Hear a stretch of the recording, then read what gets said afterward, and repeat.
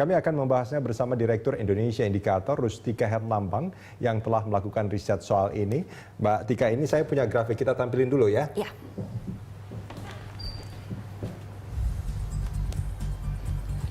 Ya, ini ada problem 1 tahun program DKI Jakarta. Per topik ada masalah macet, banjir, sampah. PKL ini maksudnya pedagang kaki lima. Kemudian juga ada premanisme. Dalam share-nya selama 12 bulan terakhir, macet di urutan pertama, kemudian disusul banjir, sampah, PKL, dan premanisme.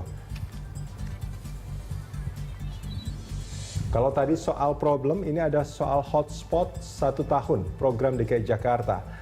Per topik itu, ini wilayah ya, ada Tanah Abang di urutan pertama dalam share pemberitaan 12 bulan terakhir. Kemudian ada Waduk Pluit, ada Waduk Ria Rio, dan juga Pasar Minggu. Ini langsung kita tanyakan sama direktur yang membuat riset ini. Mbak Tika, ini maksudnya apa nih? Ada problem, ada hotspot? Ya.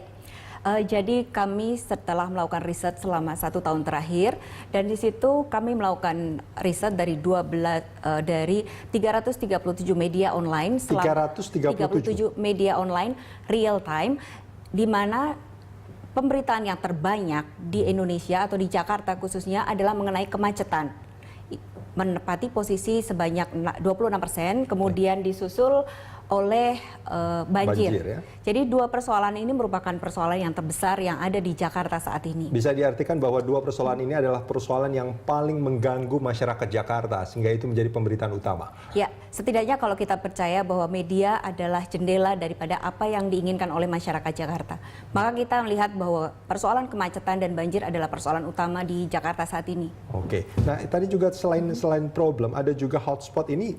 Bicara soal daerah ini, ada Tanah Abang, Waduk Pluit, ya, Waduk Ria Rio, dan juga Pasar Minggu. Ini maksudnya apa? Jadi Jakarta itu kan memiliki banyak wilayah, dan wilayah Tanah Abang adalah wilayah yang paling banyak disorot oleh media.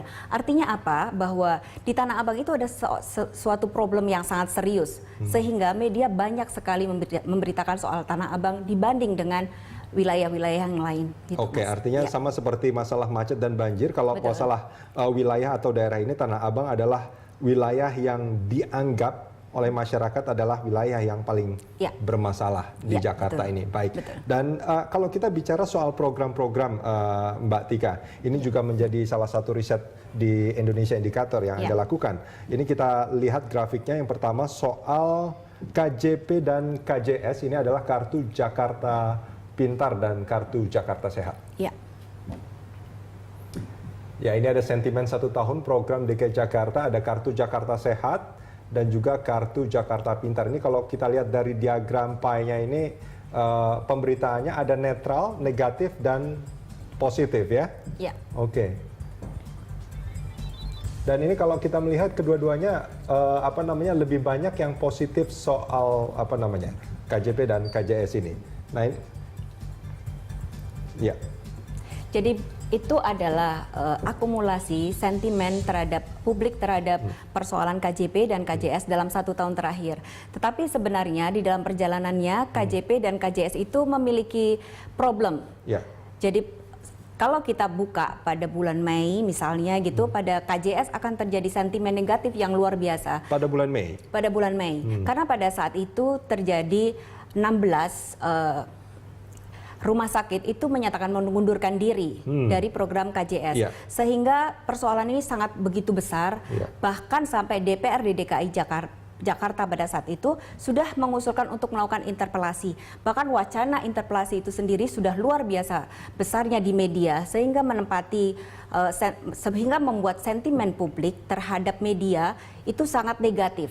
Baik. Bahwa pada bulan Mei. Tetapi apa yang terjadi kemudian pada bulan Juni, sentimen itu pelan-pelan mulai menyusut, dan akhirnya kita lihat pada saat ini sampai bulan September kemarin kita lihat sentimennya sangat positif. Karena apa? Karena ternyata di antara program Jokowi itu Kartu Jakarta Sehat itu mendapatkan pengakuan sukses oleh WHO, dari Badan Dunia ya. Betul, Badan Dunia bidang betul, kesehatan ini adalah sesuatu program Jokowi yang sukses ya. Saya kalau nggak salah, saya itu pada 12 pada Mei itu ada 16 rumah sakit yang mundur itu kalau nggak salah karena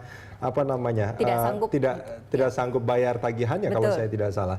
Oke, artinya kalau sekarang ini kalau dianggap sukses artinya Pemprov DKI Jakarta sudah berhasil menyelesaikan masalah-masalah dana ini. Bisa dikatakan kalau pada bulan Juni itu sudah melakukan Pemprov DKI itu sudah melakukan revisi terhadap KJS, sehingga kita lihat pada bulan-bulan berikutnya persoalan ini semakin diminimalisir, sehingga kita lihat hasilnya kalau boleh bilang sudah sangat positif. Sudah sangat positif. Artinya masyarakat juga kalau kita melihat pemberitaan yang positif ini, masyarakat juga menilai KJS itu sudah menjadi sebuah program yang cukup berhasil dan diterima oleh masyarakat. Selain KJS tadi juga ada KJP, Kartu Jakarta Pintar. Ini nampaknya kurang begitu terekspos ya. Dulu memang sering sekali tapi tidak banyak sebetulnya soal KJP ini. Gimana Mbak Tika? Betul Mas. Jadi KJP itu pertama kali diluncurkan pada bulan Desember dan kemudian mendapat antusiasme masyarakat yang luar biasa.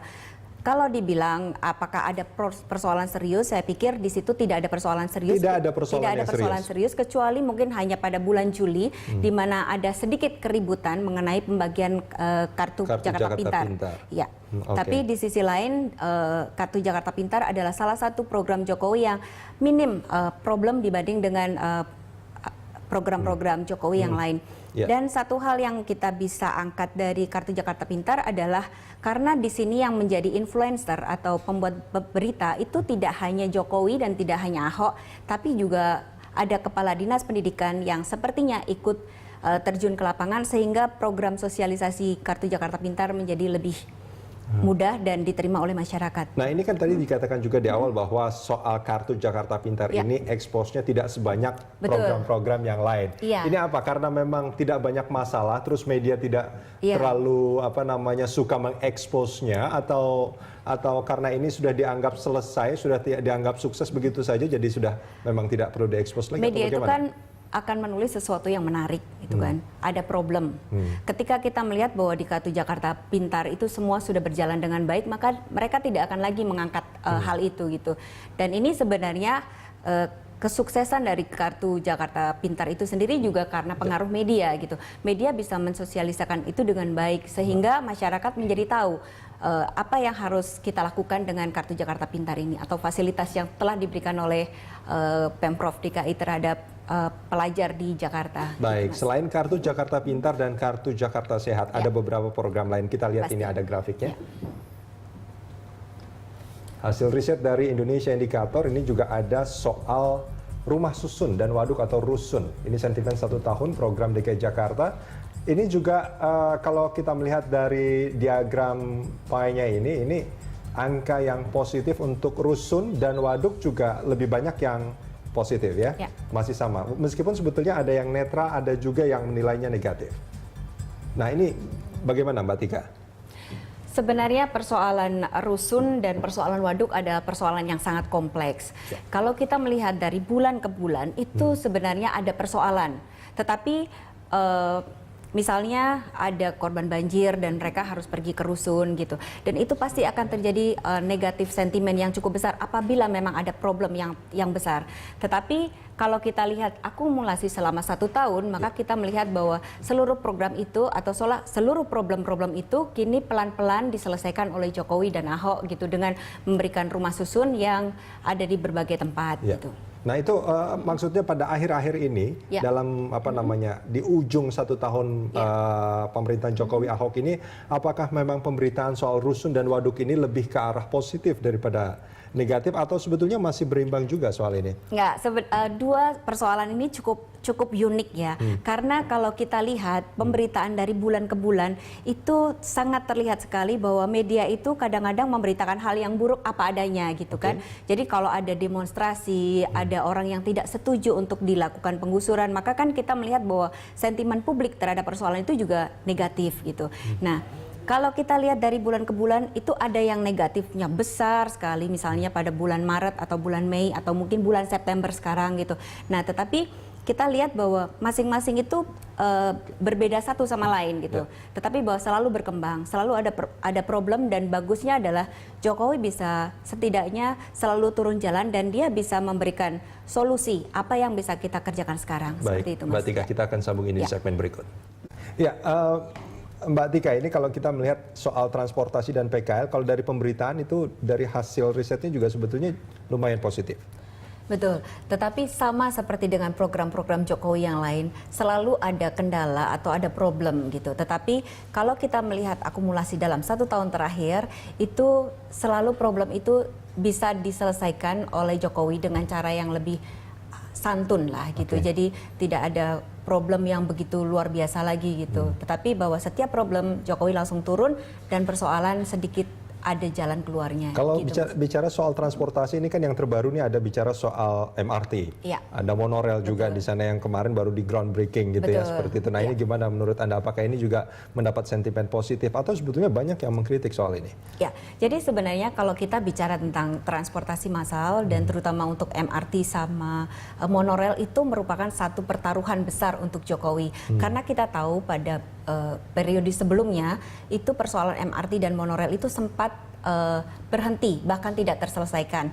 Tahun 2004 sebenarnya tiang-tiang monorail itu kan semuanya sudah terpasang, gitu kan? Di Kuningan itu saya lihat. Betul, sampai sekarang dia masih ada. Nah, ketika pemerintahan Jokowi pada awal-awal ketika dia baru dilantik, itu dia banyak sekali mendapat tekanan mengenai transportasi massal itu. Dan akhirnya Jokowi mengambil alih melihat persoalan sebenarnya apa yang terjadi dan mereka duduk bersama, dan akhirnya kita lihat bahwa pada besok itu sudah ada groundbreaking tentang monorail itu gitu. Jadi program yang tahun 2004 lalu sempat mangkrak akhirnya besok akan dilanjutkan kembali. Maka seluruh mata pasti akan menuju kepada Jokowi pada saat ini. Apakah dia berhasil untuk menyelesaikan program terutama MRT dan monorail di tahun yang akan datang? Jawabannya harus kita masih tunggu ya. Betul. Dan itu sebabnya kita lihat pada sentimen itu dia masih negatifnya masih relatif lebih besar dibanding dengan program-program yang lain selama 1 tahun terakhir. Gitu, Mas. Mbak Tika, ini sebetulnya menjadi menarik juga kalau kita bicara soal Joko Wow ini.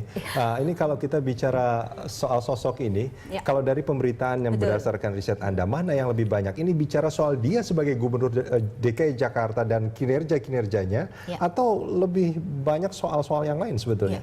Jadi kita sudah melakukan clustering issue selama 1 tahun terakhir pemberitaan Jokowi. Ternyata program-program Jokowi yang sudah diberitakan dengan masif di media itu menempati porsi hanya 35%. 35%? Betul, dibandingkan dengan seluruh isu tentang Jokowi itu sendiri, Mas. Artinya lebih banyak soal pencapresan salah satunya? Ya. Oke. Pencapresan hampir pemberitaan itu bicara tentang pencapresan sampai 65%. Apakah itu mengenai partai, apakah mengenai warga ingin Jokowi menjadi presiden dan sebagainya. Oke, satu pertanyaan. Menurut Anda di berita-berita media ini banyak yang positif tentang apa yang dilakukan oleh Jokowi ini. Apakah karena memang sosok Jokowinya, artinya karakter Jokowi yang berbeda dengan sosok lain, atau sebetulnya karena hasil kerja dia yang sudah dianggap berhasil? Saya pikir media tidak akan melakukan pembohongan publik. Karena publik bisa melakukan langsung mengkritisi apa yang ditulis di media itu betul atau tidak. Kalau media bohong, pasti masyarakat akan mengkritisinya. Jadi ketika kita melihat kinerja Jokowi yang seperti kita lihat sentimennya semakin dalam 1 tahun terakhir ini menjadi positif, maka masyarakat akan menilai apakah betul Jokowi bekerja. Baik, Mbak Tika, terima kasih banyak sudah bersama kami di Prime Time. Terima kasih.